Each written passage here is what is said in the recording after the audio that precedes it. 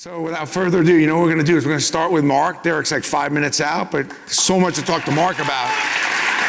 Mark Cuban. Hello. Yeah, Derek's working on Mark Cuban time. Usually I'm the one that's late, so. So prompt, on time. Never. So busy. Never. And I was trying to watch the game last night thinking, were you there? And you were there. I was at the game last night. I got here about 3. Yeah, so it's fun. I mean, I like going to bed 3, 4 o'clock, getting up at 7. So I can sit here and talk to you, Brandon, you know. And Derek's the one who sleeps in. Okay. But that's kind of how you roll, though. A lot or not? Or are you a 24/7 guy? Yeah, fuck yeah, I am, you know.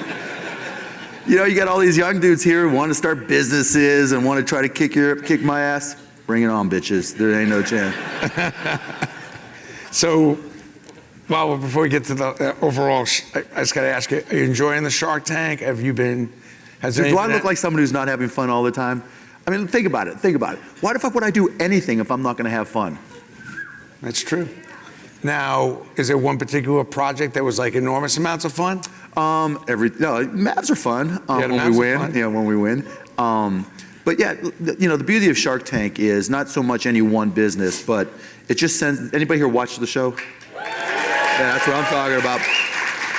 The beauty of the show is that it just sends the message that the American dream is alive and well. That, when these people that can be a family with, an 11-year-old daughter and a 10-year-old son from, Ames, Iowa, and they stand on that carpet in front of the 5 of us, and this was just a company they dreamed up in their kitchen, and now they're getting funding from one of us, and it's going from doing 40,000 in sales to $1 million in sales. Or, there's a deal I did at a company called Simple Sugars, which is one of my favorites. It's a lady named Lainey Lazari, when she came on the show. She was 19. She's from Pittsburgh, my hometown, and she has this scrub, that people use for skin, to soften your skin and everything. You should try it. And anyway. Scrub. So she came on the show. She had done $40,000 out of little office in Pittsburgh. She goes on the show, and she does $964,000 in business in the next 30 days. This year, she's on track to do $3 million. She calls me up. Now she's not even 21 yet, right? She calls me up 6 months after the show airs. She goes, "Mark, I got a question." I'm like, "What, Lainey?" She goes, "I got $1 million in the bank, and I don't know what to do." I'm like, "You're lucky you're not 21, because here's what I would do." But, we get her a tax accountant and we get her going. And then more recently, she was like, "I'm getting these offers and inquiries from people who want to buy me." And she's like, don't get mad, but they're talking buying for a couple $1 million. I want this thing to be big. I'm not going to sell until we're $30 million in sales. And she's not even 21 years old. And so, when you get to deal with somebody like that who just had a dream, more importantly, did the work, and just continues to grind and grow, then it's really rewarding. What do you tell young people out there that have an idea, have a dream? What's the secret to the sauce? Well, first of all, ideas are like assholes. Everybody's got one.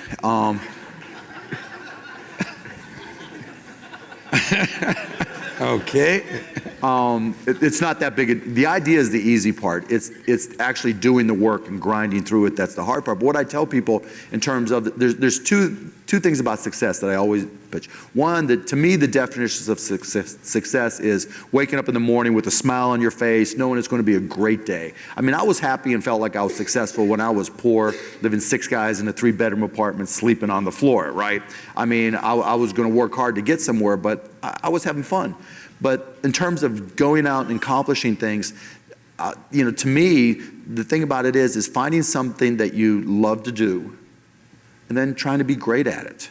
Not everybody's going to get there, but if you really love what you do, then you're not working. I mean, it's the old saying, you never work a day in your life, but, no one ever quits anything they're good at. Yeah.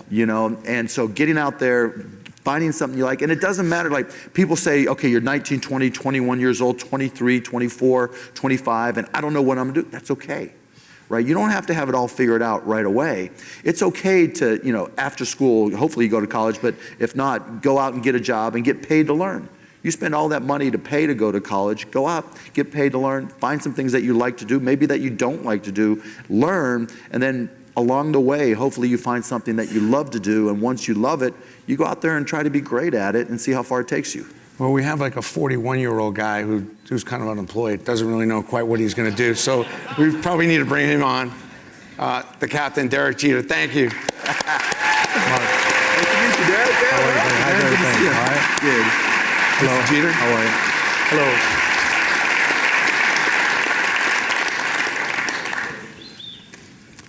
See, I told him you would be dressed to the nines, and there's no way I could match that. So I got really dressed up. They gave me a dress code before I came. How great does Derek Jeter look, though? Thank you. Smart. You're well rested. I mean, you know, so Been you a don't busy have to- week with you this week, yeah. We've been doing quite a bit. Yeah, we've been doing a lot of stuff. I mean, I'm concerned.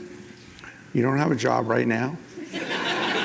I'm trying to, we've been together. I want to keep you busy. I don't want you to get into a rut. One, I do have a job, but two, if I didn't, I'd probably still be doing more than you.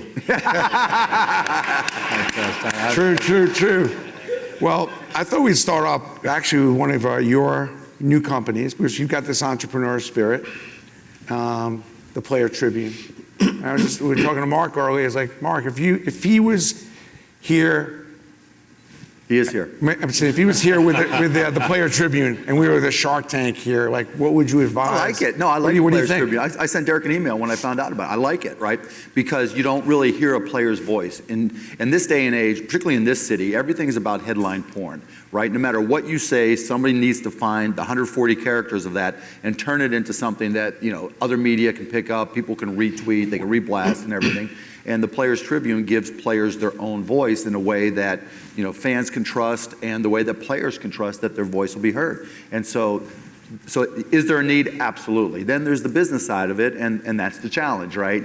Getting out there and making sure that people trust it and that people will read it. And so far, the articles have been brutally honest. And when you do that, then people will come and read and turn to Players Tribune instead of some other traditional media like ESPN. So I love the concept. Now it's just a question of keeping on replenishing it and getting guys to write all the time.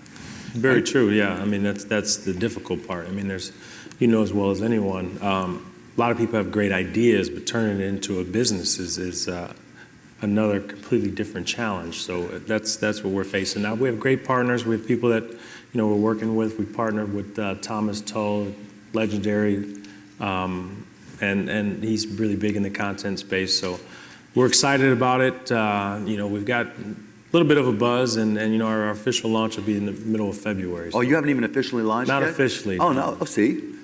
Ahead of the game. Yeah, that's awesome. Derek, you're publishing.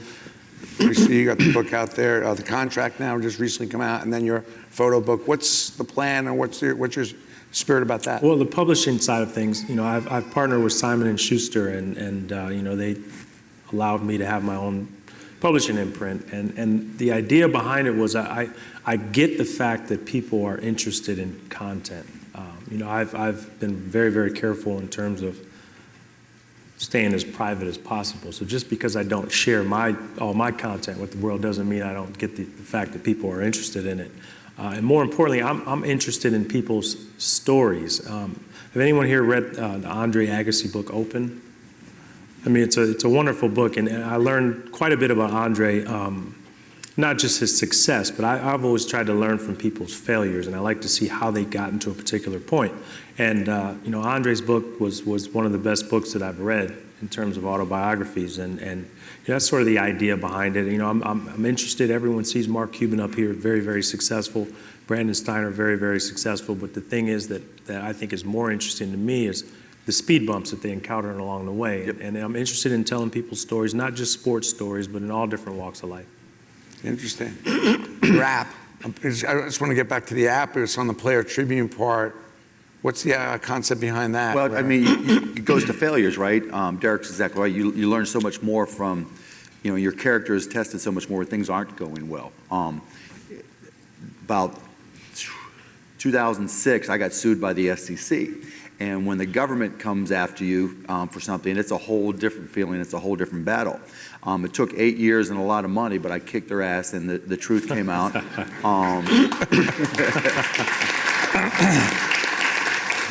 But what I found along the way is that when someone's chasing you, when someone's fighting you, particularly when the gloves are off, they'll do whatever it takes to win. And in this case, the SEC did it.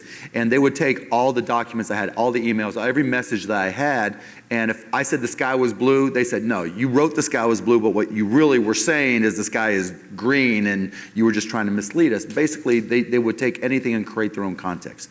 So I created an app called Cyberdust, because what's happening now in life is that whenever you send a message today, email, text, whatever it may be, post on Twitter, the minute you hit send, you lose ownership of that message, but you don't lose responsibility. And so we created an app called Cyberdust. And what Cyberdust does, it's Cyberdust. You can get in the App Store. And what it does is, when you send a message to another user, it has an algorithm that says, okay, this is how long it'll take to read it. When you're done reading it, add 30 seconds, and then the message disappears. It's gone forever. It is the ultimate privacy app. It's not like Snapchat where it can get hacked and everything. Never touches a hard drive. How do you spell this? Cyberdust. Yeah. And I'm Cuban on it, so you can add me. But the whole concept is, we read every day about a player who sent a text to somebody, and then all of a sudden, 2 years later, it shows up and it's being used against them. Or in my case, it was the government. So we created this app called Cyberdust, and not only can you send messages from one to one, but it also allows us to send blasts, what we call blast, one to many, so that you can communicate with as many people as you need to. But the key is, again, it's gone after you've read it. And to me, in this day and age, that's important, because our digital footprint just keeps on growing and growing and growing. If you have a Twitter account, there's probably tweets that you have out there that are 2, 3, 4 years old that you've forgotten about, and that's okay until something you said comes up and your boss sees it, right? Or the media sees it. Then all of a sudden it's used against you. Or look what happened with Sony. They get hacked. Right now, all we're reading on the front page of the Post is what all these messages said. Why are you keeping your emails for years and years and years and years and years, right, when there's no upside? So Cyberdust is a response to the fact that we need to shrink our digital footprint, because unlike even 5, 10, 15 years ago, today, when that stuff lives on, there's no upside. And so there's just a lot of reasons to be private. So it's Cyberdust. I tell you, Mark, it'd be nice if you had a little passion about what you were doing. I mean, does that hit home for you though, Derek? Knowing with what you guys go through, but anytime there's an email or a text, are you worried about before you send that? Yeah, well, I'm not a big texter. I mean, I'd rather have a conversation, I think. Yeah. But this day and age, like Mark says, is very, very important, because I know when people are hiring now, the first thing they do is, when they're hiring employees, they go to their Facebook page and they check out their Twitter, and people can get jobs or not get jobs based on what's on those particular pages. So, I've been a firm believer in trying to protect your privacy as much as you can. And today, like when you post something, on Twitter or Facebook, whatever, there's so many trolls. Yeah. People don't want to be nice and just interact with you, right? And so, again, Cyberdust is meant to be more like a face-to-face conversation. We're not taking notes here when we sit and talk. It's just gone when you're done talking. You remember it, and that's what we're trying to recreate, because it's just, we live in a confrontational world now, particularly online. And, whoever's tweeting about this, somebody's saying something nice, and there's 50 people saying, oh, you jerk, Cuban sucks, Jeter sucks, That's just the nature of the beast, and so there's got to be a response to that. Mark, I don't think anybody says Jeter sucks. Yeah, well, I don't think so. Maybe not in this city, but there's a whole lot of people in Boston, maybe. Yeah. Tell me what you... They're here too. Tell me what you see you've probably seen so much over the last 20 years in your career, probably happening at a record pace, people jumping in the locker room, running ideas by you. But with everything you've seen, Derek, what do you see happening over the next 10 years now? Do you have kind of a clean highway ahead of you? For me personally, what do I see in the next... And just generally, how are you going to interact from a business perspective? Well, one thing is I think a lot of people just automatically assume that, I retired and I jumped right into the business world.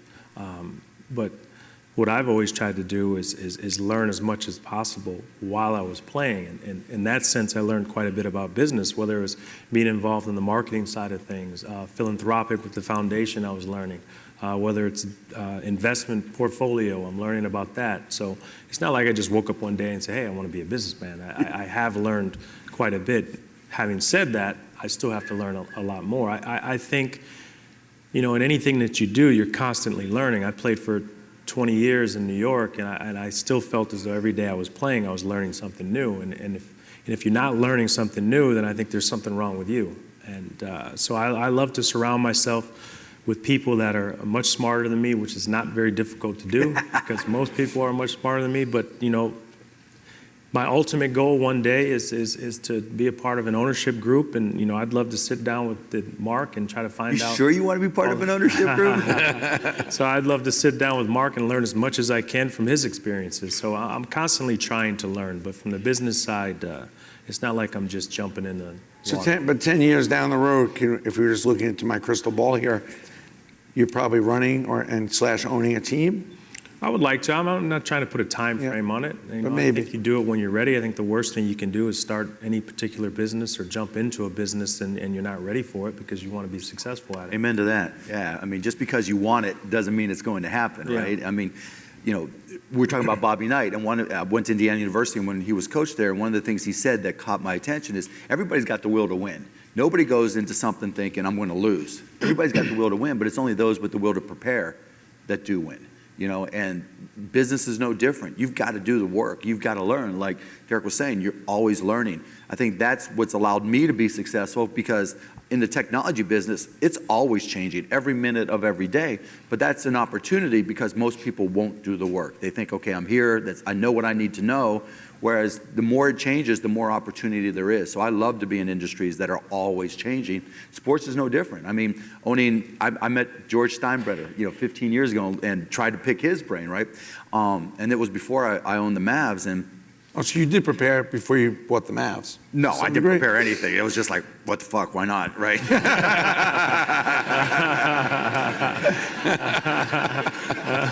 Why wouldn't I? But I tried to learn just from people I thought that I respected and looked up to, put aside that they're in the sports business.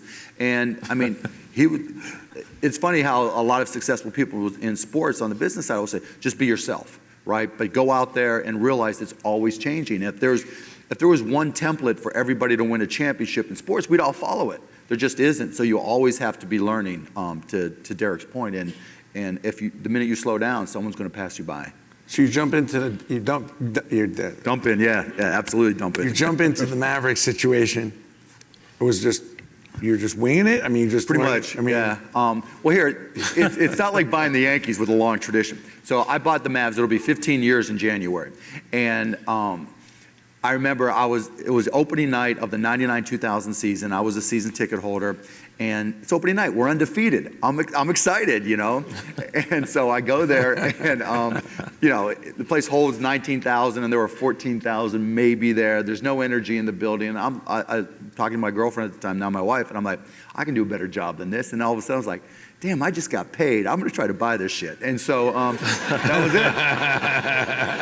That was the whole process. So the guy who owned it was a real estate guy, not a basketball guy. Literally, to show you how much of a basketball guy he wasn't. When we were meeting, we were watching a game, and I was like, that's a travel. And he looks at me, okay, so a travel is. He just had no idea whatsoever. And so I just dove in. But talking about the difference in organizations, the only award that the Mavericks had won prior to my buying them, they were voted the worst professional sports franchise of the 90s. So there's only one direction I could go, right? Big upside. Yeah. Derek, you mentioned about learning. Is there something that right now are you zoned in on learning? Anything particular now these days? Everything. I've told you this before. My biggest fear in life is being unprepared. Yeah. I don't like to be unprepared. It makes me very, very uncomfortable. It was the same way when I was playing baseball. If I was unprepared, I felt as though the game would speed up. You hear about athletes talk about in big moments, for some athletes it slows down, for other ones it speeds up. And I think it slows down the more prepared you are. Yeah. So it's a big fear of mine. And, I do everything in my power to be prepared as possible. And a lot of that is knowledge. So I feel as though I've been a sponge for knowledge in everything that I've done. And I'll continue to be that way. That's awesome. But do you think about do you go to take a business class? Do you have some mentors or? Well, I think I'm learning on the fly. I think I'm learning a lot through experience. I think I'm probably learning more this way than I would in a business class because I'm learning through experience. So Almost feel like I'm doing an internship with a couple different businesses. Who are some of your mentors? Like, I mean, do you have somebody you go to when you get stumped? No. I'm like Derek, I just dive in, right? Whatever, if I think I need to be here, I try to figure out what I need to learn to get there, to slow the business down. And, you know, I'll read 2, 3, 4 hours a day, you know, do whatever it takes to try to give myself an edge. You know, when I bought the Mavs, I'm reading the collective bargaining agreement. I'm reading every document I can find, just everything that I possibly can learn. Because I agree 100% with what Derek said. You have to be prepared. Look, business is the ultimate sport. You know, in baseball, there's not a time limit, but there's 9 innings and then there's a winner, right? Then you go to the next game. Basketball, 48 minutes and there's a winner and you go to the next game. Business is the ultimate sport. You're competing 24/7, by 365, by forever, and you don't even know who your competitors are 99% of the time. And so, you know, whatever business you're in, if you come into my industry, I'm going to try to kick your ass. And the only way to do that is to be prepared and to do the work and to always be learning. And so, yeah, I mean, I agree 100%. You know, preparation and doing whatever it takes to give yourself a competitive advantage, and that all the time, that's about learning. The Shark Tank. I mean, in a sense, you almost have your own little mini version of the Shark Tank, but you're looking at ideas on a regular basis, or? Yeah. I mean, I'm approached quite a bit, but you know, it has to mean something to me. You know, I'm not just going to attach my name to something just to put my name on it. If it doesn't mean something, then I don't want to be involved in it. And it's like that in you know, my previous career. Sounds weird saying that. My previous career, you know, winning and losing meant something to me. So it's the same thing in business, and there's a lot of similarities between business and sport, just like Mark said. So I'm sure there are a lot of people that want to be in business with you. So is it hard to sort through all that, or? Oh man, you know, the thing is I've spoken quite a bit about brand. You know, people always talk about brand. For me, I don't really like that word so much, but I also think people confuse brand and image at particular points. You know, image is what you want people to view you as. Brand is who you are. So once you have built up that brand, I mean, you got to try to protect it and you got to try to promote it. I mean, how you protect it is you surround yourself with people who are going to be honest with you. They're going to tell you right from wrong. You know, how do you promote it? You align yourself with companies and businesses that you believe in. So that's just the philosophy that, you know, I've been trying to use.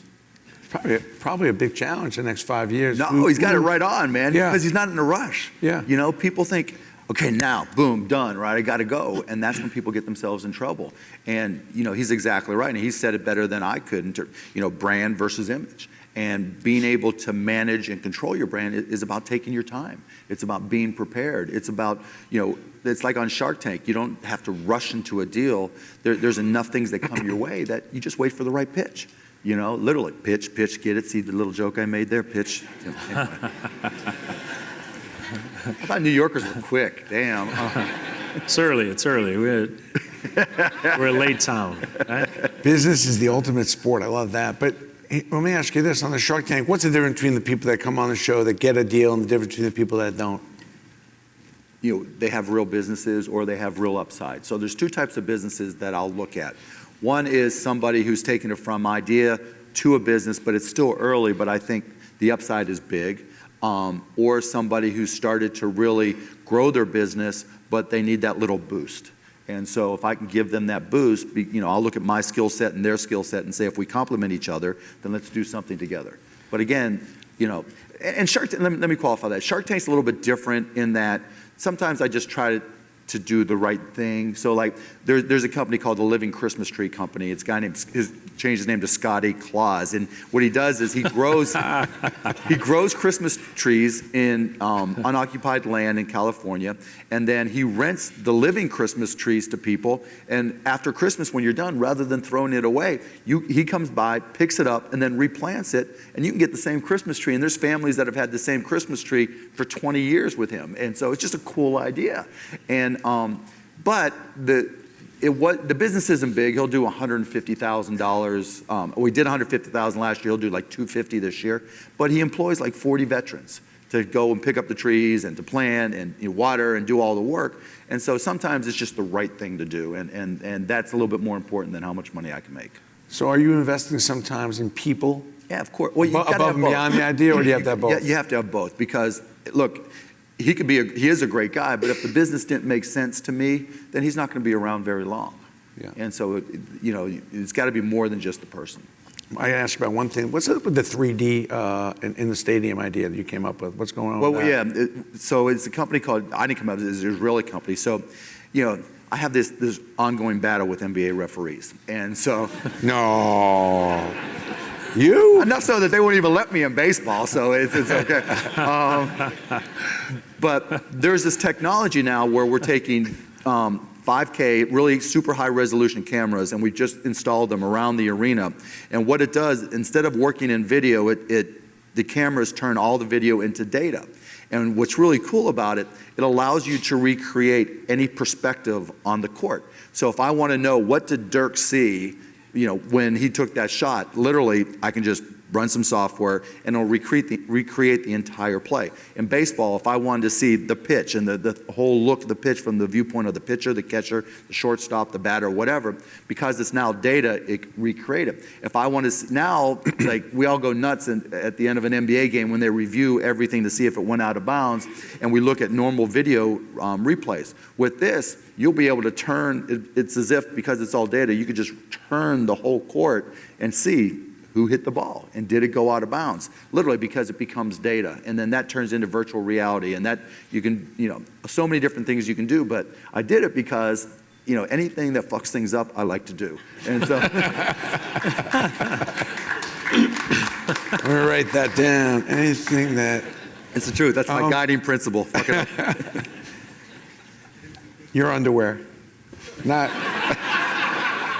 That thing come out right. Go somewhere On that else. note, I'll leave. Oh boy. What's wrong with you, man? You got problems, man. It's turning red too. That's it. That was The underwear company that you're all thinking about his underwear right now. No. But the underwear company. You sure you don't want to go somewhere else, man? Direction, please. I am going there. You didn't think but about the underwear company that you are part of, it's about $100 for those briefs. Is there? You want? This guy, son. Just stop. I think we're going to go to the audience. We're going to go to the audience. Yeah, take go to some the questions. yeah. We'll Go to take the some audience. questions from the audience. He didn't want to talk about his briefs. Yeah, We'll take some questions. Was the microphones out there? You didn't get much sleep last night, huh? I actually did. Slept like a baby. Right here, yeah. Right. How you doing? Derek, Mark, honored to meet both of you. My name is Roger. I have no problem motivating myself. I'm in business for myself, but I do have employees and a team. And sometimes it's difficult to bring that energy, like you said, Mark, into the team. How do you work that out? How do I work it? Yes. I mean, my approach. Derek also, he's a captain. How did you motivate your team? My approach is always the same. I want to be very clear what my vision is for the organization, and I also want to understand individually what your goal is and what my people's goals, the people in the company's goals are, and then it's my job to make them feel comfortable that I can put them in a position to succeed. Some people want to be the CEO. Well, if I'm the CEO, then let me show you how far I can grow your experience and your skill set so you can go somewhere and be CEO. If you want to be a clerk and just work 9 to 5 so you can spend more time with your kids, as long as I understand that and you understand and we have an agreement, then fine. I'll make you, accomplish as much as you can from 9 to 5 so you can be happy and spend more time with your kids. It's just really about communications and making sure everybody's on the same page and has an understanding of what the expectation is.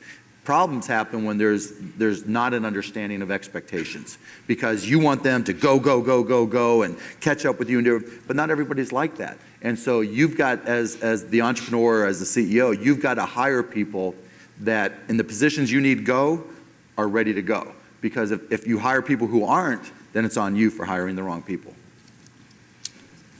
Yeah, Mark touched on that. The approach that I've always taken is it takes time to get to know the people that you're leading. You know what I mean? There's different personalities, and one of the lessons I learned is, I've said it time and time again, you don't treat everyone the same. Treat everyone fairly, but you don't treat everyone the same, and it takes time to get to know each individual. Some guys or women you can yell at, that'll motivate them. Other people you gotta put your arm around, you gotta hug them. But that takes time, and you hear a lot about chemistry, team chemistry, or chemistry in business. Well, in my mind, chemistry means you have to have people that really care about it as much as you do. If you have enough people that care, then you're gonna have good team chemistry. If you don't, it's gonna be a struggle. Yep.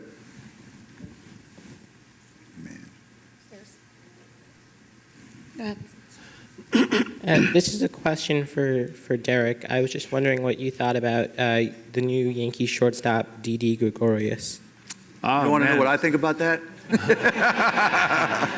I don't know much about him, really. He's in the National League at Arizona. I was not there when we played him. I think I was hurt. So I really don't know much about him. I know people are excited about him, and I hope he does extremely well. He's very young. He's, 24, 25 years old, so hopefully he has a bright future, but I don't know enough about him to comment on him. Sorry. Okay. Mr. Jeter, Mr. Cuban, honor to hear you both. I'm an entrepreneur with a few successful exits under my belt, much less than yours. Much less than yours. But the one thing I do every day, without fail, I get up super early and I work out. Even if it's just 20 minutes, I have to do it. It sets my brain for the day. To both of you gentlemen, the one thing you do every day that you must do, that you credit your day going well or going badly if you don't do it. I mean, you can tell, obviously, I work out. You can see my you can see my one pack because it just I've got to learn. I've got to keep up because it doesn't matter where I am in the world or what I'm doing. If I feel like I'm falling behind, then I feel lost. And like I said, I'm so competitive, just so competitive. It just makes me feel. I just don't feel right if I'm not keeping up. So I have to read. Yeah, it's similar. Like you said, for me, it's preparation, like I mentioned. I like to know what I have to do that particular day. In a previous career, I had to work out as well. Now I do it by choice.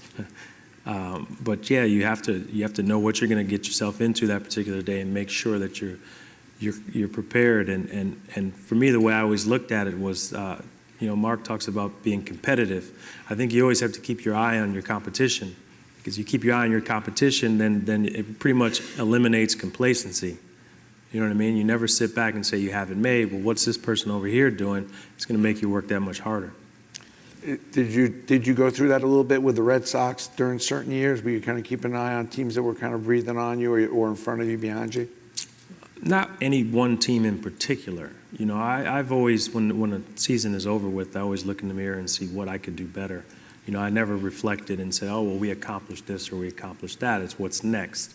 And, I probably should have appreciated things a little bit more while I was playing, but my mind doesn't work like that. It's just what's next, what's next, what's next. And so I paid attention, but not to one particular team. But it's different now as we get older, though, isn't it? Because there's always the young kid, the 24-year-old shortstop, Mm-hmm. right? The 18-year-old starting a company. And to me, that's even more motivating, because we all want to stay relevant. We all, what's the Dazed and Confused? We keep on getting older and they stay the same age. So yeah, I always talk about it, and you heard me earlier. I want to kick everybody's ass. I don't care how old you are, and so I always want to stay current. This question's for Derek and Mark. Are you two willing to go into business together? Maybe to own a baseball team? Well, Mark's gonna got talk about underwear. Mark's got the money, man. I don't have it. I'm still trying to get Now the that Bud's money. gone, maybe I can get in.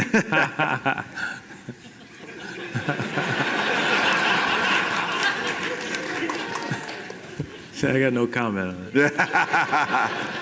My best friend, Bud. Hi, gentlemen. Good morning. I run a company called N2, Energy Sustainability Company, so N2 could be perfect for you, Derek. I'm wondering, now that you're getting into the What technology... percent do I get? Well, we have to talk about that, but that's the question. How do you vet companies that you may want to take an interest in? And that's a question for each of you. Do you have a process in place? Do you have a team? How could we get on your radar screen other than I just stood up now to ask you the question? Thank you. Well, yeah, I mean, there's definitely a team that's in place. Like I said, I'm very good at knowing what I don't know. So I surround myself with people, like I said before, that are much smarter than me. But yeah, I have to learn about it. I have to, if it means something to me, and I'm not into putting my name or attaching my name to things just for the sake of being involved with them.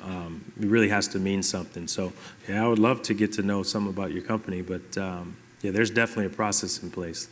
See, my process is a lot easier. I already told you how I communicate, right? So I want to know if you're smart enough to figure out the best way to reach me. Real easy. And then you send me a message, and I'm going to read that first paragraph or two, and I'm going to know.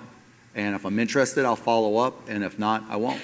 It's just bam, bam, bam. And to Derek's point, I know what I know and know what I don't know, and I consider that a great skill to know what I don't know. And if it's outside my realm, I'm just going to tell you, I don't know anything about this, sorry, can't help. But are you a fan of telling somebody like that, maybe you want to come on the Shark Tank? Is that a? Yeah, I mean, look, I always tell people to apply on Shark Tank so I don't have to mess with them. Just go to abc.com/Shark Tank, apply.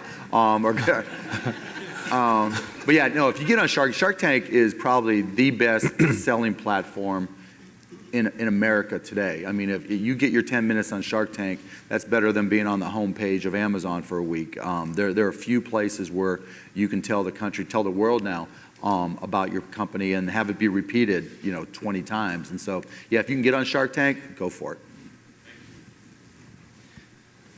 Who's next? Right here. Derek, Mark, pleasure.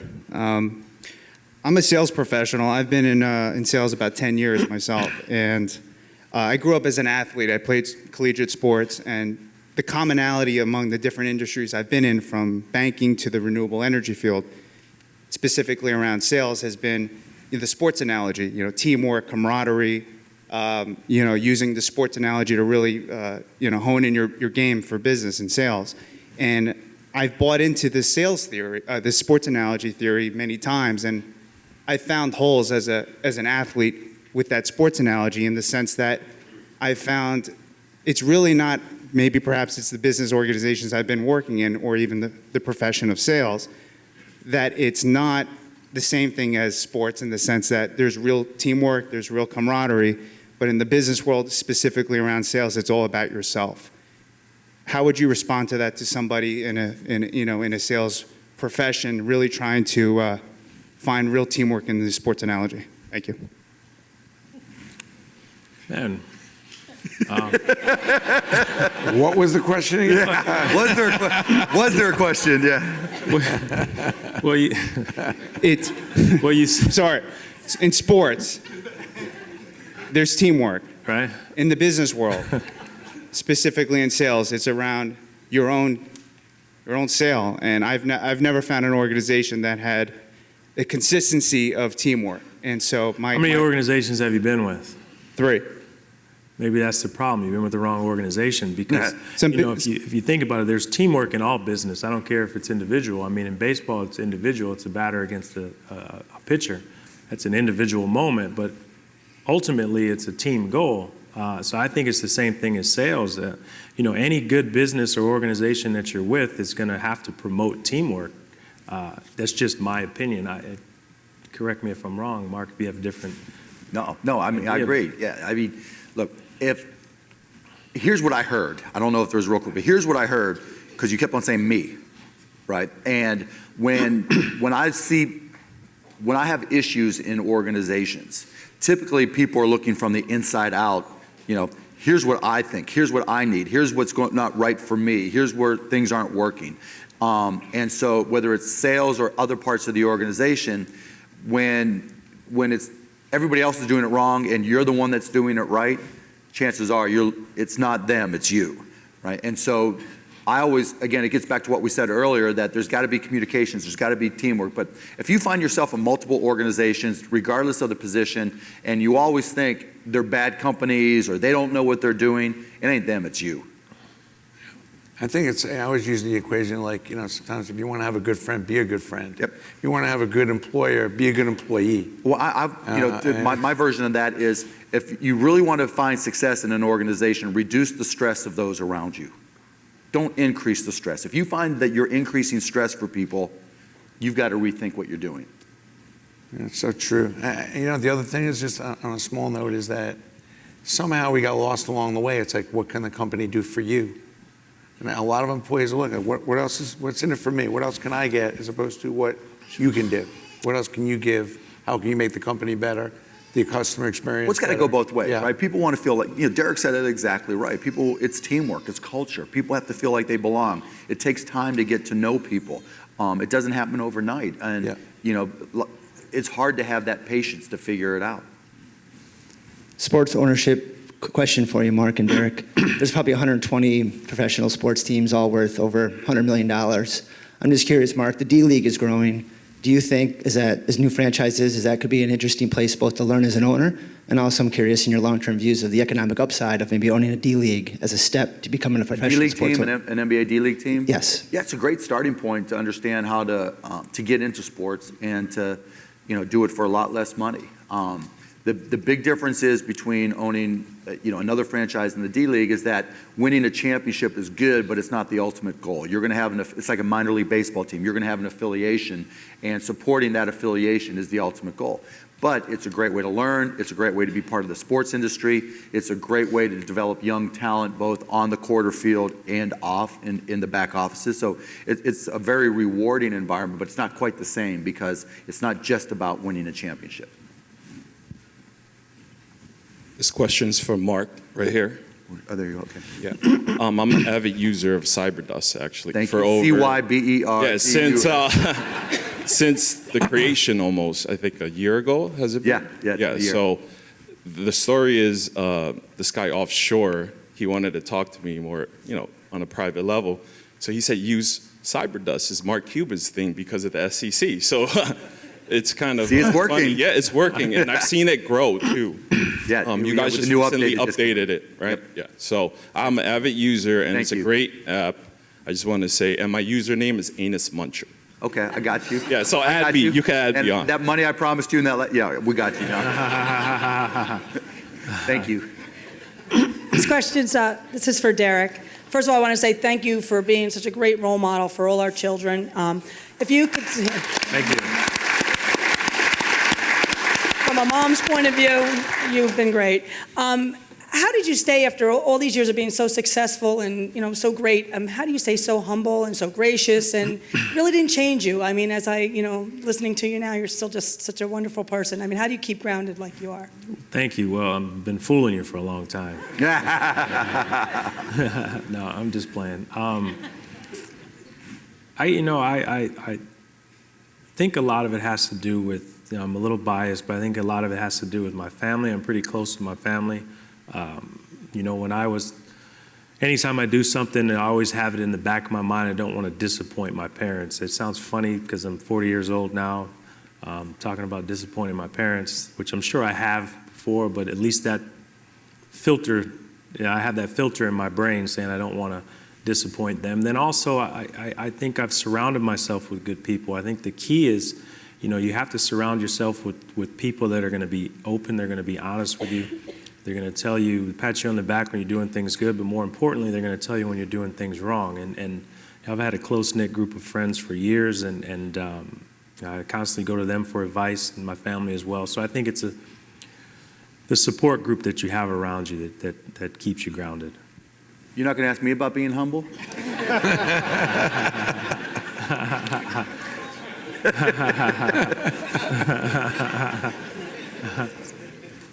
Hi, Mark. But just one quick thing, Mark. Any regrets, though, on some of the, some of your aggressiveness, with the commissioner, with the league, the refs? Not one. Not one. Not one. The fines, all that? Nope. I bought more coffee and donuts for those dudes than you can ever imagine. No, I mean, look, anytime I've gotten fined in the NBA, except right at the beginning, because I was just all new, except for a couple right at the beginning, it was always planned. And that's what pissed off David Stern and the NBA more than anything else, because I knew the process. I knew I was going to get fined. I knew that they would announce it to try to send a message to me. Then the media would come to me. Then I'd spin it to my advantage to send a message, and what I wanted to accomplish. And what's ended up happening is, the internal operations of the NBA, whether it's officiating or some other marketing areas, it's 180 degrees different than the way it used to be. So it was an expensive lesson, but I think it accomplished what I set out to accomplish. So yeah, particularly in that area. But I go back to what Derek said. It still comes back to family, right? Because of all the things you can do and everything that happens, my biggest fear in life after my family's health is I don't want my kids to be entitled jerks, I want them to have to go and learn the same way that I did. And so if there's anything I get concerned about, that's where it all comes back to.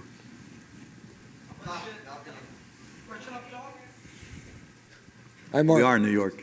Mark, I'm a big Shark Tank fan. Thank you. Right here. There. Hey, what's going on? Mark, I want to first thank you for investing in my best friend's company. Which one? Ocho. Ocho, just yeah. launched, yeah. Smart money follows smart money. I was one of the Tell me to get back to work. Yeah. All right, sounds good. How do you stay up with everything? You run how many different companies? You're involved in the Mavericks. You own the Mavericks. You run, you're Shark Tank. I love what I do. Day. I mean, I don't. But how do you organize? How do you prioritize your time? In terms of prioritizing my time, I don't do phone calls. I don't do meetings unless you're writing me a check. If you're writing me a check, I'll even wear a suit if it's a big enough check. Really big check.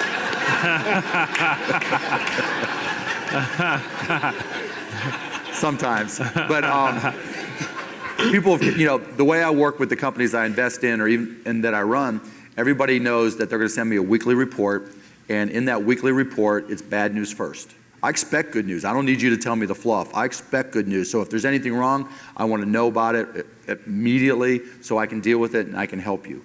As good things happen, great. I mean, we want to celebrate those as they get big enough, but I don't need to get all the fluff. And so because of that, as I develop relationships with people and they get to know how to work with me, that's my communications tool.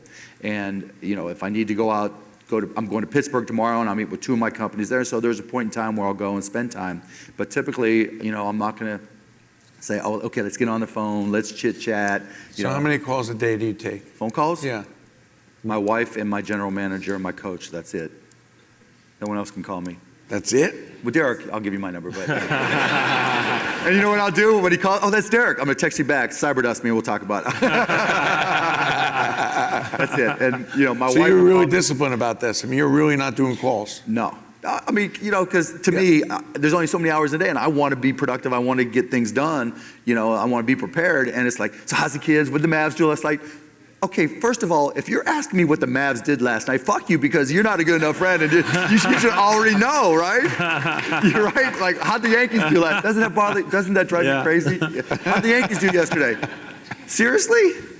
You're trying to do business with me, and it's not even worth the time to look to see how we did last night? So Unprepared. On the right, over here. How'd the Mavs do last night? We won, bitch. How's that? All right. You're a great role model, Mark. I guess this is for both of you guys.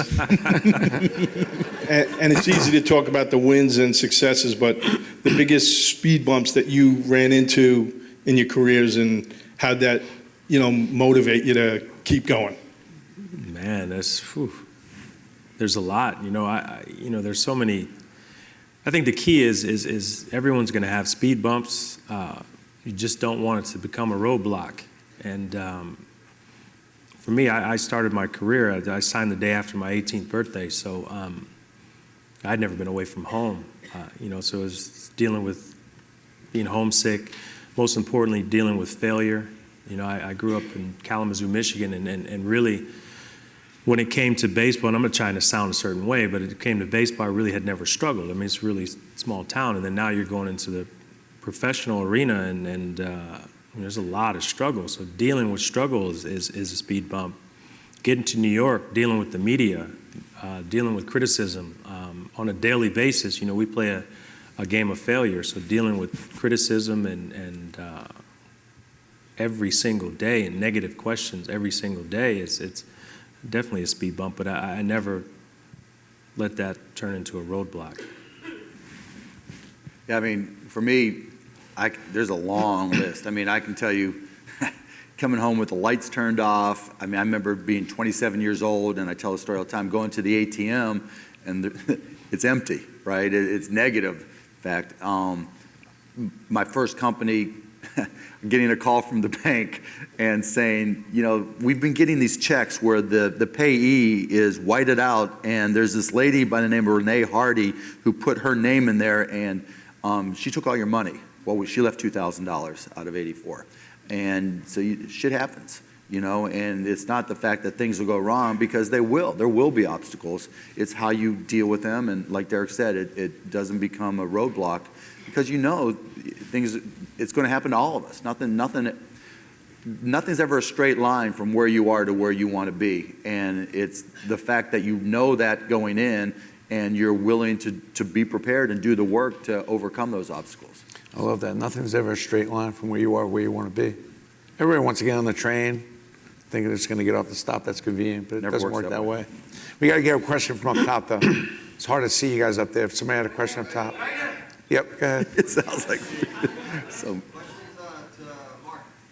How many, over the last 5 years, about how many businesses do you invest in every year? What's the percent of success you get? I'm probably, I don't know per year, but I'm probably invested in 100 in a few companies, and over the last 30 years, maybe 200 companies, because some have been sold, and out of those 200, probably 25 have gone belly up. So and look, I'm not saying all these things have been major successes either, but yeah, I mean, I try to be very careful. I try not to play a numbers game with my investment where it's like, okay, as long as 10% hit it, I don't care about the other 90%. I really try to recognize that this is somebody's life, somebody's dream, somebody's ambition, and try to work with them to develop it. This is the last question down here on the left. Hey, how you doing? My name's Doug. This question was for Derek. I work with the ad agency that created your final Gatorade ad, but I just kind of wanted to get your perspective on how you create your brand image, work with your ad agencies, come up with the concepts, because I had read that you were highly involved with that final Gatorade ad. Also, the final Brand Jordan ad, just a little POV on that.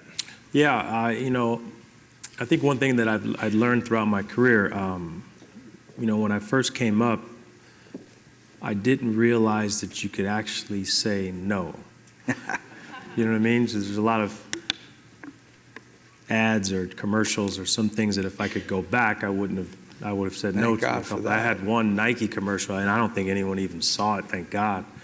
But we went to the old club that John Travolta in Saturday Night Fever. Studio 54. Oh man, I'm telling you, I was out there and I was doing dance moves on one of these things, you know. Like it was baseball moves. Thank God for YouTube, right? I don't think you can. Well, I'm not going to challenge anybody. Forget I mentioned it, but I didn't realize that I could actually say no at the time. And you know, you talk about the last couple ads that you brought up. You know, the Jordan ad that that was their idea. You know, they wanted to be a commercial where people tip their caps to me out of respect, and you know, I thought that was a great commercial. But when it came to the Gatorade ad, I wanted to flip it, and I wanted to have the opportunity to thank the fans, because for us as professional athletes and Mark as an owner, you know, it's great to compete, but it wouldn't be the same if the arena or the stadium was empty. So I wanted to get the opportunity to thank the fans, and I think it came across well. I wish I could have been able to thank all the fans, but that was my way of sort of reaching out to them and thanking them. Cool. Closing note, just curious, on the community service stuff, you know, obviously you have your turn 2. You started the foundation 20 years ago. Now that you have a little extra time, I mean, is there any vision on where that's going? How important is community service? And it's very important. You know, I started the foundation back in 1996, and one of our signature programs is called the Jeter's Leaders Program, and these are our kids, high school students that are very, very active, not only in their schools, but in their community. And one of the themes of the foundation, the theme of that particular program is social change, which I think is fitting now when you take into consideration everything that's happened in Ferguson, here in New York, and the young boy that was shot in Cleveland recently.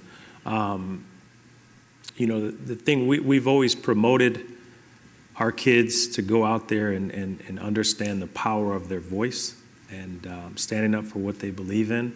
And, this perfect time for that. And I really like seeing all the rallies and the protests that are out there and people saying what they believe in. I'm talking about people of all different races, all different nationalities. And what you want is you want to make sure that those are productive.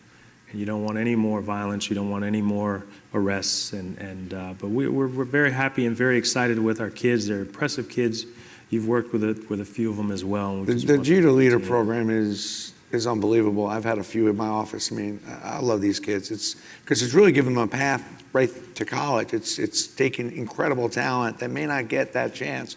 And I've had, I think, 3 G to Leaders. I mean, I think they're better than half. Yeah, we've had 100% of our leaders have gone on to college in the last 9 years. So it's some impressive kids. Yeah. Love the turn too. Your sister really has done an amazing job there. You get involved probably with so much different community, but you've got the Mavs. Is there something personal though for you at this point?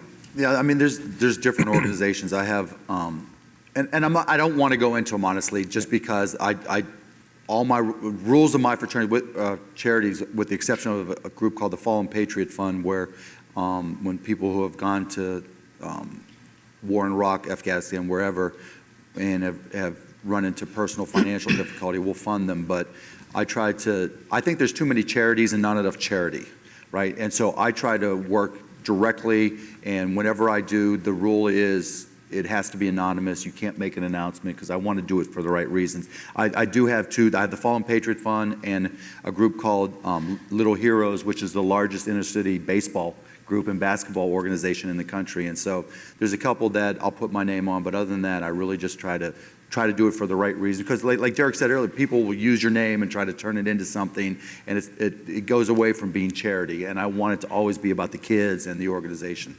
So. Okay, well, thank you guys. Cyberdust, the Player Tribune, Steiner Sports. We want to thank also, I forgot to thank the Pink Tie and Private Pass.